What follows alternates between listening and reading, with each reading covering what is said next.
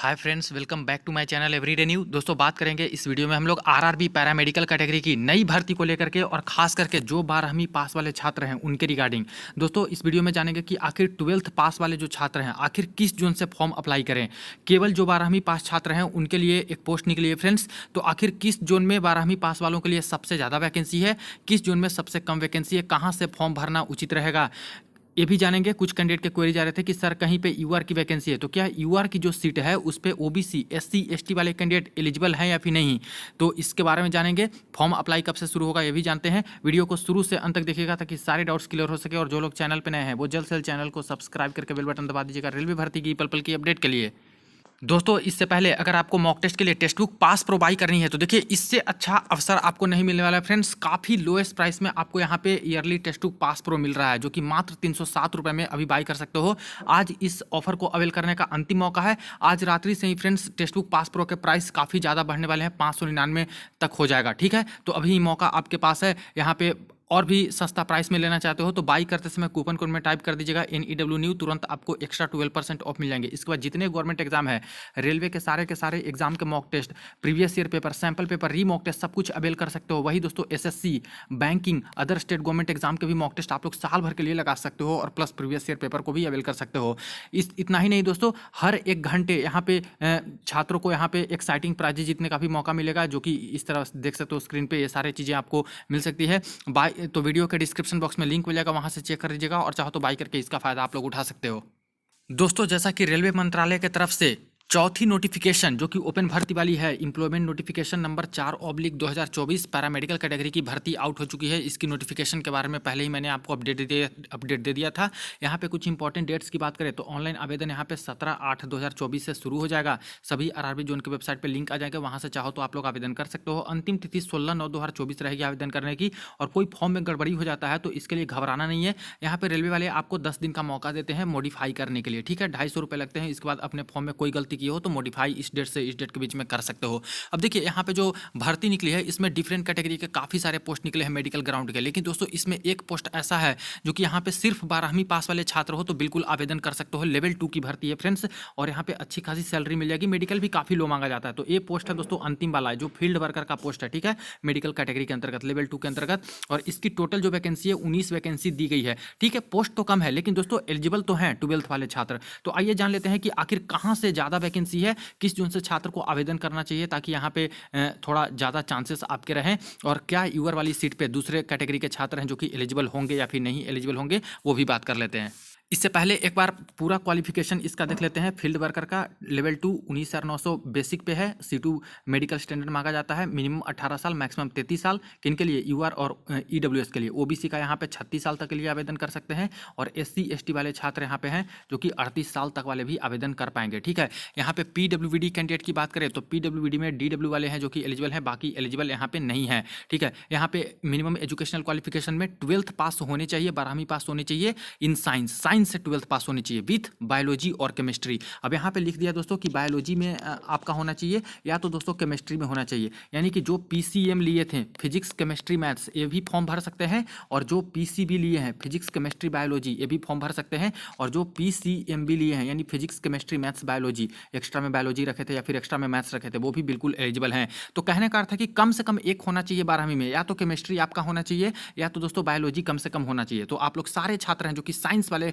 रहते हैं वो तो केमिस्ट्री रखते हैं या फिर बायोलॉजी रखते हैं। इसीलिए सारे के सारे साइंस वाले जो 12th वाले हैं वो बिल्कुल भी एलिजिबल हो जाएंगे, आवेदन इसके लिए कर सकते हैं। अब दोस्तों आ जाते हैं इसकी वैकेंसी पे कि कहाँ पे इसकी वैकेंसी ज़्यादा है, कहाँ से ज़्यादा चांसेस रहेंगे आपके सिलेक्शन के और कट ऑफ मार्क्स के बारे में भी। तो देखिए अहमदाबाद जोन में बात करें तो फील्ड वर्कर का दोस्तों कैटेगरी नंबर 5 का एक भी पोस्ट नहीं है, तो अहमदाबाद जोन से मत भरिए क्योंकि कोई पोस्ट नहीं है। प्रयागराज की बात करें तो प्रयागराज में दोस्तों फील्ड वर्कर का पोस्ट है जो कि देख सकते हो यहाँ पे NR रेलवे में, और मात्र एक वैकेंसी है यूआर में। ठीक है, तो यूआर वाले छात्र हैं जो कि यहाँ से भर सकते हैं, लेकिन अफसोस की बात है कि सिर्फ एक वैकेंसी है। अब EWS के छात्र हैं वो भी चाहे तो भर सकते हैं, क्योंकि दोस्तों EWS वाले अपना EWS नहीं बता के यूआर से भरेंगे तो यूआर वाले पोस्ट पे बिल्कुल भी एलिजिबल रहेंगे। इससे पहले आगे बढ़ने से पहले एक बात क्लियर कर दूं, कई सारे छात्र के क्वेरी जा रहे थे कि सर मैं ओबीसी का छात्र हूं, एससी एसटी का छात्र हूं, अगर मैं प्रयागराज जोन से इस पोस्ट पे भरता हूं तो क्या यूआर वाली पोस्ट पे मैं सेलेक्ट हो सकता हूं अगर यूआर से कट ऑफ ज़्यादा है या फिर यूआर की कट ऑफ क्रॉस कर लूँ तो देखिए फ्रेंड्स, ये रूल है, सेंट्रल गवर्नमेंट का ही रूल है। बिल्कुल अगर आप लोग यूआर की जो सीट है, यूआर मतलब होता है अनरिजर्व्ड, किसी के लिए वो रिजर्व्ड है ही नहीं, कोई भी कैटेगरी वाले छात्र अगर यहाँ पे सबसे ज़्यादा नंबर लाएंगे, क्योंकि एक सीट है तो एक सीट कहने का मतलब है कि सबसे ज़्यादा नंबर आपको लाना होगा, तो एक एससी कम्युनिटी का भी छात्र अगर सबसे ज़्यादा नंबर ले आता है प्रयागराज में तो इनको ये वाली पोस्ट मिल जाएगी यूआर बना करके, ठीक है। तो इसीलिए जितने भी छात्र हैं, अगर ओबीसी के भी छात्र हो, एससी एसटी के भी छात्र हो, चाह रहे हो कि यहाँ पे प्रयागराज जोन से फील्ड वर्कर वाली पोस्ट पे आवेदन करें तो बिल्कुल कर सकते हो। बस कम्युनिटी में मत बताइएगा कि ओबीसी है या फिर एससी या एसटी है, ऐसे ही यूआर से आवेदन कर सकते हो, कोई सर्टिफिकेट लगने की जरूरत नहीं है, डीबी में भी आपको कोई सर्टिफिकेट नहीं मांगा जाएगा, तो ये लगा ऐसे भर सकते हो, ठीक है। बट लेकिन मैं एक बात बोलूँगा कि कुछ जोन में ओबीसी एससी एसटी की सीट है तो यहाँ से ना भर के उस जोन में भरिए, क्योंकि वहाँ की ओबीसी एससी एसटी सीट पे भी आप लोग एलिजिबल हो, प्लस उस जोन की यूआर वाली सीट है उस पर भी एलिजिबिलिटी रखते हो, लेकिन यहाँ से यूआर वाले ईडब्ल्यूएस वाले भर सकते हैं। तो प्रयागराज में सिर्फ एक वैकेंसी। अजमेर जोन में बात करें तो अजमेर जोन में दोस्तों फील्ड वर्कर का पोस्ट है और यहाँ पे दोस्तों 3 वैकेंसी है, जिसमें से एक वैकेंसी यहाँ पे यूआर का दिया गया है, एससी का एक वैकेंसी दिया गया है और इसी तरह से एसटी का एक वैकेंसी दिया है, ओबीसी का एक भी नहीं है, ईडब्ल्यूएस का एक भी नहीं है। अब यहाँ से देखिए भर सकते हैं आप लोग। एससी वाले छात्र हैं वो जब भरेंगे तो ये एससी वाले एक पोस्ट पे एलिजिबल तो होंगे ही, लेकिन यूआर वाले एक पोस्ट है इस पर भी एलिजिबिलिटी रखेंगे। अगर ज़्यादा मार्क्स लाते हैं यूआर से तो इनको ये भी पोस्ट मिल सकती है यूआर से, और इनकी एसटी वाली सीट खाली रहेगी जो कि एक एससी से ही भरा जाएगा, ठीक है। उसी तरह से एसटी वाले छात्र भी यूआर वाली सीट पे एलिजिबिलिटी रखेंगे। बाकी ओबीसी के लिए तो सीट यहाँ पे है नहीं, लेकिन यूआर से कोई ओबीसी वाले बन के भरेंगे, यूआर ही बोलेंगे कि मैं यूआर हूँ, तो ऐसे केस में एक सीट पे ये जा सकते हैं, ठीक है। तो अजमेर जोन में भी एक पोस्ट 3 पोस्ट टोटल है, जिसमें यूआर का एक पोस्ट, एससी एसटी का एक। इसी तरह से बेंगलोर जोन में आते हैं तो बेंगलोर जोन में यहाँ पे देखिए कोई वैकेंसी नहीं है फील्ड वर्कर का। नेक्स्ट आते हैं भोपाल जोन में, तो भोपाल जोन में दोस्तों कोई पोस्ट नहीं है यहाँ पे फील्ड वर्कर का। नेक्स्ट आ जाते हैं भुवनेश्वर जोन में, तो यहाँ पे भी कोई पोस्ट नहीं है आपका फील्ड वर्कर का। इसी तरह से बिलासपुर जोन में आते हैं तो बिलासपुर जोन में दोस्तों आपको फील्ड वर्कर का पोस्ट देख लीजिए, कैटेगरी नंबर 5 कहीं नहीं आपको मिलेगा। इसी तरह से चंडीगढ़ जोन में आते हैं तो फील्ड वर्कर का यहाँ पे एक भी पोस्ट नहीं है। इसी तरह से आरआरबी चेन्नई जोन की बात करें तो चेन्नई जोन में देखिए यहाँ पे फील्ड वर्कर की पोस्ट है, कैटेगरी नंबर 5 वाली, यहाँ पे टोटल 2 ही वैकेंसी है यूआर की, तो यूआर वाले और ईडब्ल्यूएस वाले छात्र यहाँ पे आवेदन कर सकते हैं। बाकी दूसरे कैटेगरी के छात्र अगर यूआर बन के चाहें तो इस जोन से आवेदन करना चाहो तो कर सकते हो। यूआर की कट ऑफ क्रॉस कीजिएगा, सिंपल सी बात है, आपको यहाँ पे यूआर से पोस्ट मिल जाएगी। नेक्स्ट आ जाते हैं यहाँ पे गोरखपुर जोन में, तो गोरखपुर जोन में जो यहाँ पे कैटेगरी नंबर 5 का पोस्ट फील्ड वर्कर का 12वीं पास का नहीं है। यहाँ पे बात करते हैं गुवाहाटी जोन में, तो गुवाहाटी जोन में दोस्तों आपका फील्ड वर्कर का पोस्ट है जो कि सिर्फ और सिर्फ एक वैकेंसी यूआर में दिया गया है, तो यहाँ भी सिर्फ एक ही है। नेक्स्ट बात करते हैं श्रीनगर जोन से, जम्मू वाले में, तो यहाँ पे दोस्तों कोई फील्ड वर्कर का पोस्ट ही नहीं है 12वीं पास वालों के लिए। बहुत कम पोस्ट दिया गया है फ्रेंड्स, अच्छी खासी वैकेंसी देनी चाहिए थी इनको, कम से कम 100 तो 200 तो रहनी चाहिए थी, बट 19 ही दिया है। तो 19 कई जोन में, कोलकाता जोन में ही सबसे ज़्यादा है। देखिए कोलकाता जोन में बात करें तो फील्ड वर्कर का पोस्ट देखिए, ईस्टर्न रेलवे के अंतर्गत एक यूआर, एक एससी, एक एसटी, एक ओबीसी, ईडब्ल्यूएस का एक भी नहीं। इसी तरह से एसीआर में 3 यूआर और एक एससी की वैकेंसी दी गई है, यानी टोटल 8 वैकेंसी दोस्तों यहाँ पे है। कोलकाता जोन में eastern railway, south eastern railway 2-2 zone आता है, ठीक है। तो 8 वैकेंसी तो अकेले यहाँ दे दिया कोलकाता जोन में, यानी सबसे ज़्यादा वैकेंसी वाला बात करें 12वीं पास वालों के लिए तो कोलकाता जोन है, यानी कोलकाता जोन से आप लोग आवेदन कर सकते हो। और हर कैटेगरी वाले छात्र के लिए यहाँ पे वैकेंसी है।